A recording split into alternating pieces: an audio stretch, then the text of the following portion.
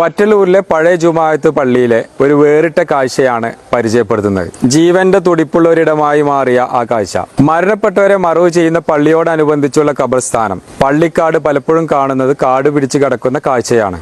എന്നാൽ ഇവിടെ മലപ്പുറം ജില്ലയിലെ വറ്റലൂർ ജുമാഅത്ത് പള്ളിയിലെ ഖബർസ്ഥാനം ആ കാഴ്ചകളെല്ലാം മാറ്റിമറിക്കുകയാണ്.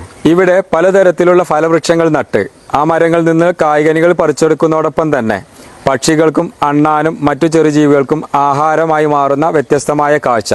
ജീവന്റെ തുടിപ്പുള്ള ഒരിടമായി മാറിയ ആ കാഴ്ച.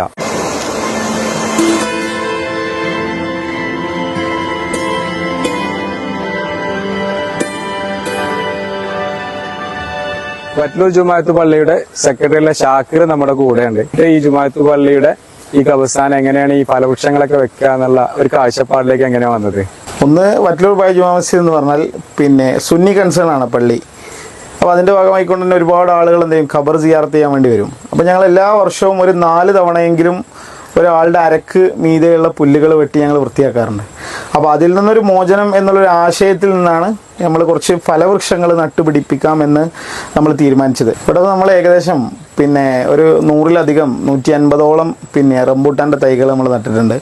അതുപോലെ 19ഓളം കശുമാവിൻ്റെ തൈ നമ്മൾ കൊണ്ട് നട്ടിരുന്നു.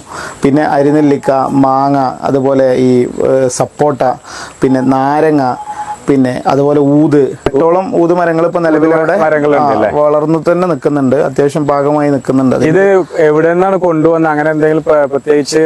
അല്ല, ഇത് ഞങ്ങൾ ഫുള്ള് മണ്ണൂത്തിൽ നിന്നാണ് കൊണ്ടുവന്നത്. പണിക്കാരെ വെച്ച് ഇവരെ നേതൃത്വത്തിലാണ് എന്ത് ചെയ്ത് നമ്മളിത് കൃത്യമായി നട്ടുപിടിപ്പിച്ചത്. ഇതിനുമായി ബന്ധപ്പെട്ട കർഷകരോട്, ഇങ്ങനെ ഫലവൃക്ഷ തൈകൾ നടുന്ന ആളുകളോടൊക്കെ കൃത്യമായി അഭിപ്രായം ആരാഞ്ഞിട്ടാണ് ചെയ്തിട്ടുള്ളത്. അപ്പൊ നമുക്ക് ഖബർസ്ഥാനാണ്, ഇപ്പൊ സ്വാഭാവികമായിട്ട് അതിന്റെ പരിമിതികൾ ഉണ്ടാവും.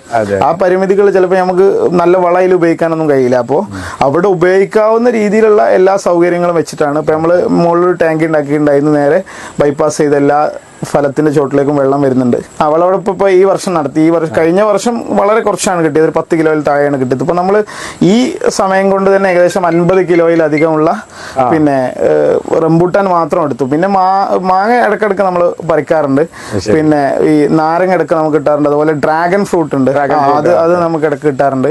പിന്നെ ഈ ഒരു ആശയം മുന്നോട്ട് വെക്കുമ്പോൾ തന്നെ നമ്മളെ പ്രസിഡന്റ് അഹമ്മദ് കുട്ടിയാജി വെങ്കിട്ട ഉൾപ്പെടുന്ന കമ്മിറ്റിയിലെ എല്ലാ അംഗങ്ങളും ഇതിന് വലിയൊരു പിന്തുണയാണ് തന്നത്. അങ്ങനെയാണ് നമ്മൾ ഇത് വെക്കാനുണ്ടായ കാരണം. ഇപ്പൊ നമ്മളൊരു പാരമ്പര്യ രീതി ചിന്തിക്കുന്ന ആളുകളായതുകൊണ്ട് തന്നെ ഒരുപാട് തടസ്സങ്ങളൊക്കെ വരാം. പക്ഷെ അതൊക്കെ നമ്മൾ മറികടന്നിട്ടാണ് നമ്മൾ ഉണ്ടാക്കിയിട്ടുള്ളത്. ഇപ്പൊ ഇതായി വന്നപ്പോൾ എല്ലാവരും ഭയങ്കര ഹാപ്പിയാണ്. അങ്ങനെ ചെറിയ വിമർശനങ്ങൾ ഉണ്ടായിരുന്നു, പക്ഷെ ആ വിമർശനങ്ങളൊക്കെ മാറി റിസൾട്ട് വന്നപ്പോൾ എല്ലാവരും അതിനോട് നല്ല കാഴ്ചപ്പാട്. അതെ, നമ്മൾ ഉദ്ദേശം എന്നുള്ളത് ആളുകൾക്ക് സ്വൈര്യമായി പുല്ലും കാര്യങ്ങളൊന്നും ഇല്ലാതെ ഖബർ സിയാറത്ത് ചെയ്യാനുള്ള സൗകര്യം ഒരുക്കാൻ വേണ്ടി നമ്മൾ സാധാരണ അത് വലിയൊരു കാഴ്ചപ്പാടിലേക്ക് മാറി.